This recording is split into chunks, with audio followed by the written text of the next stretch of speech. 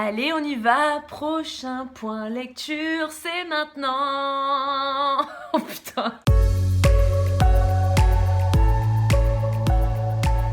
Salut à tous, j'espère que vous allez bien. Bienvenue dans ce nouveau point lecture. J'ai 3 livres à vous présenter tout simplement parce qu'il y en a un qui fait 600 pages et j'ai mis 4 jours à le lire. J'espère que tout se passe bien de votre côté. De mon côté, j'ai pu jouer...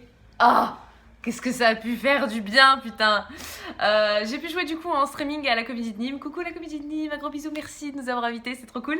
Donc on a pu jouer ma nouvelle pièce, c'est Décidé, je deviens une connasse, qu'on avait joué juste avant le deuxième confinement.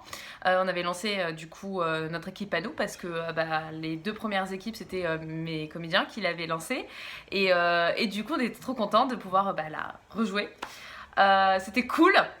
On était un petit peu en force parce que 4 mois sans jouer, on perd en subtilité, en rythme automatiquement vu qu'on joue pas du tout. Donc c'était super cool de pouvoir rejouer. J'espère qu'on va pouvoir vite remonter sur les planches. Surtout que je vous prépare des petites surprises. Il y a une nouvelle pièce qui arrive, mais chut, faut pas en parler. Cette fois-ci, c'est pas moi qui la joue, c'est pas mon équipe. Chut, faut pas en parler. Bref, je vous en parlerai le moment venu. En tout cas, bref, pour revenir à nos moutons, on va commencer tout de suite avec le premier livre. Premier livre, c'est un comics. C'est un comics Wonder Woman année 1 de DC Comics. Je vous avais présenté, il me semble, au dernier point lecture, un DC Comics aussi sur Harley Quinn. Du coup, là, c'est de la même catégorie, un DC qui retrace du coup les débuts de notre très chère Wonder Woman. Et moi je connaissais pas du tout son histoire ni quoi que ce soit et trop cool, enfin les planches, je vais essayer de vous montrer quelques planches assez cool. Voilà, je sais pas si vous voyez mais enfin c'est très bien fait, enfin le graphisme est terrible, voilà. Et donc on retrace en fait l'histoire de Wonder Woman à ses débuts, de comment elle est arrivée sur Terre, etc. Oh là là, cette planche est ouf. Enfin bref, toutes les planches sont ouf. Donc voilà, donc en fait elle vit sur une planète où il n'y a que des nanas, c'est des guerrières, etc. Je sais plus comment elle s'appelle la planète. Terraneresia ou un truc comme ça. Bref, et là il y a un avion de la planète Terre du coup qui arrive avec 6 hommes dedans. Alors elles ont jamais vu ça fait très longtemps qu'elles n'ont pas vu d'hommes et puis elles sont immortelles surtout. Elles ont des pouvoirs, etc. Par les dieux qui ont été donnés par les dieux, etc. Et donc du coup l'avion s'écrase et donc elle voit un mec et ils sont tous morts sauf un. Donc elles vont le soigner, machin et tout. Il parle pas du tout la même langue, donc il a du mal à se faire comprendre. Et du coup, la mère, donc la reine de cette planète, donc la mère de Wonder Woman, elle va lui dire en fait là ça veut dire que c'est un truc des dieux, il faut que l'une d'entre nous de ce peuple là, on va organiser des jeux pour savoir qui va aller sur la planète pour aller aider du coup ces hommes là et cette catégorie d'humains. Donc ils organisent des jeux, le gars comprend pas trop ce qui se passe, ils font tous un espèce de truc gladiateur dans un énorme amphithéâtre, etc. Et c'est Wonder Woman évidemment qui va gagner. Oui sinon si ça aurait été quelqu'un d'autre ça se serait pas appelé Wonder Woman, hein. Voilà. Et du coup, elle va partir. Et ce qu'il faut bien savoir, c'est que Wonder Woman, si elle part de sa planète, elle peut plus jamais revenir. Je crois qu'il y a une espèce de malédiction autour de ça. Elle peut pas revenir. Bref. Elle peut pas revenir, elle arrive sur Terre. Et là, en fait, elle se retrouve du coup un peu enfermée parce qu'ils savent pas d'où elle vient, etc. Ils font appel du coup à une traductrice qui connaît l'ancien grec pour parler sa langue, donc elle réussit péniblement du coup à s'intégrer, etc. Elle a son petit lasso qui lui permet de vraiment de discerner la vérité, et elle va lutter contre le terrorisme tout simplement. Et il y a le dieu du chaos qui s'appelle Arès, il me semble. J'aimerais pas dire de conneries, je crois que c'est ça, Arès, qui vient semer le trouble. Et en fait elle va le tuer, sauf qu'il y a des petits larbins qui continue à faire chier. Et du coup voilà, c'est toute la lutte autour de ça. C'était hyper intéressant, la nana est hyper badass, et du coup je suis hyper déçue de savoir que j'ai pas vu le film, mais je suis hyper déçue de savoir que c'est une mannequin qui a repris le rôle parce que du coup apparemment elle joue comme une patate Et c'est bien dommage parce qu'on veut pas une Wonder Woman super jolie, on veut une Wonder Woman hyper badass comme on a dans le comics. Donc j'ai pas très envie de voir le film. Dites-moi en commentaire si ça vaut vraiment le coup du coup.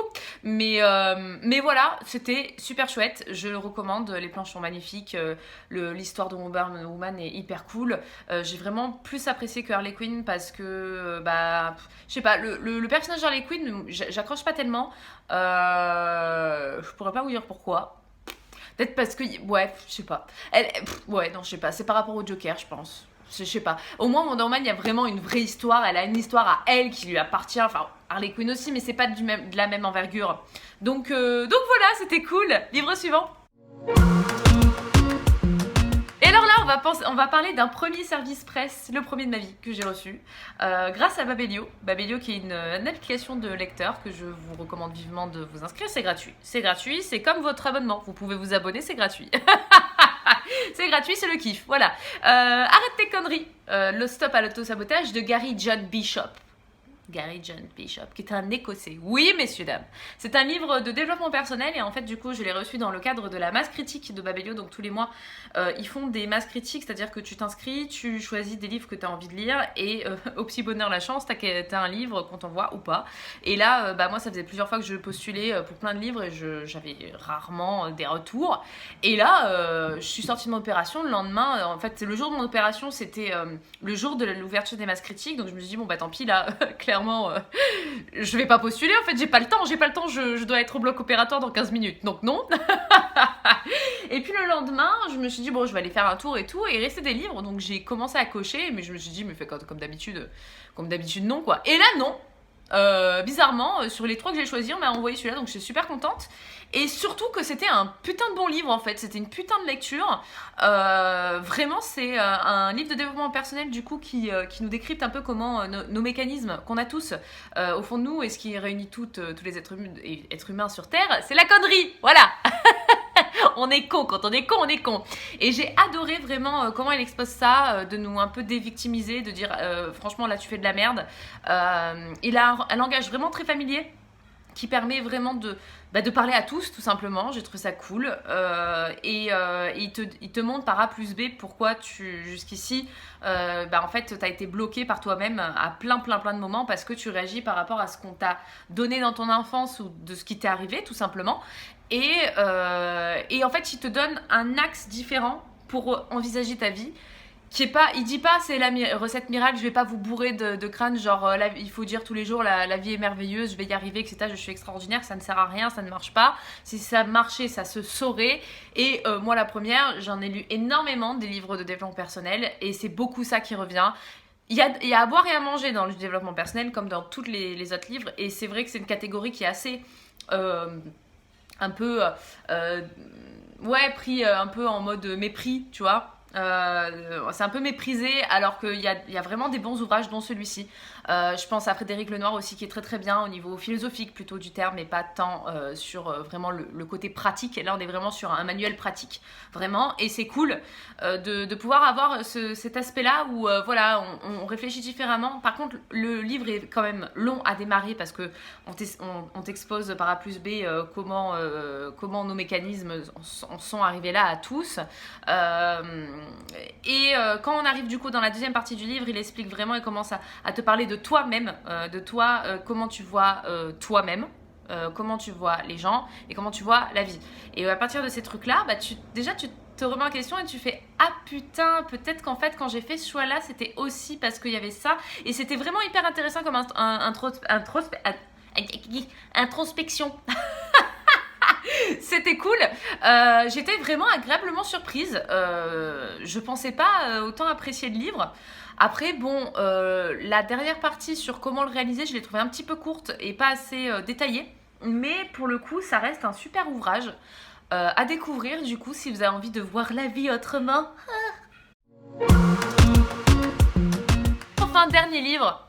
Donc ce livre qui m'a mis 4 jours à lire puisqu'il fait 600 pages et ça fait longtemps que je l'ai dans ma pile à lire. D'ailleurs actuellement sachez que vous êtes sur ma pile à lire, voilà.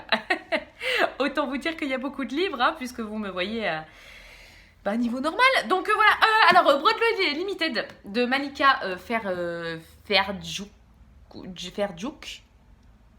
Ça se dit comme ça, je sais pas si ça se dit comme ça. Donc voilà, on suit l'histoire de Jocelyn Brouillard, un jeune Français de 17 ans qui va à New York, qui arrive en Amérique, juste après, donc on est dans les années 50, juste après du coup la guerre, et qui va en fait loger dans un pension de filles, parce que en tant que bon américain, les comment on appelle ça, les gérantes de ce petit troquet, enfin de ce petit pensionnat en fait, a pensé que Jocelyn c'était Jocelyne avec l'accent, Jocelyn au lieu de Jocelyn. Est-ce qu'on voit mon accent pourri en anglais? Oui, tout à fait, mesdames et messieurs. Et du coup, il se retrouve dans ce pensionnat de filles. Donc, il arrive à se faire accepter. Il a un petit appartement qui donne sur la ruelle et qui n'est pas vraiment raccordé au pensionnat directement. Mis à part dans une porte de derrière où il peut aller du coup aller manger et aller se laver pour aller aux parties communes, quoi, en gros. Mais il a interdiction d'y aller sinon. Et il est pianiste. Il arrive en fait à New York pour pouvoir suivre ses études au conservatoire, quoi, l'équivalent. Et donc toute l'ambiance est autour des années 50, ils ont tous entre 13 et 18 ans, c'est hyper sympa, l'ambiance est super sympa, donc on est dans l'ère des Fred Astaire, Fred Astaire, je crois, le mec qui fait les claquettes là. Bref, des Cary Grant, des Woody Allen tout petits, enfin voilà, c'est tout, des femmes cigarettes, voilà, toute cette ambiance-là, j'ai trouvé ça super cool cette ambiance, parce que j'adore le vintage, ceux qui me connaissent un petit peu, j'adore la mode et j'adore le vintage, et les années 50 je kiffe, les années pin-up, etc., je trouve ça... Il y a une espèce de petite naïveté qui en sort des régimes d'après-guerre que j'aime beaucoup. Et voilà, j'aime beaucoup cette période-là, de ce que j'en sais, vu que je ne l'ai pas vécu, hein, voilà. Mais voilà, ça c'était sympa. Après, c'était chiant, mais c'était de la merde. Non, surcoté de ouf, les amis, il se passe rien. Il y a plus de personnages que d'actions, c'est terrible cette histoire. Pourquoi? Mais pourquoi?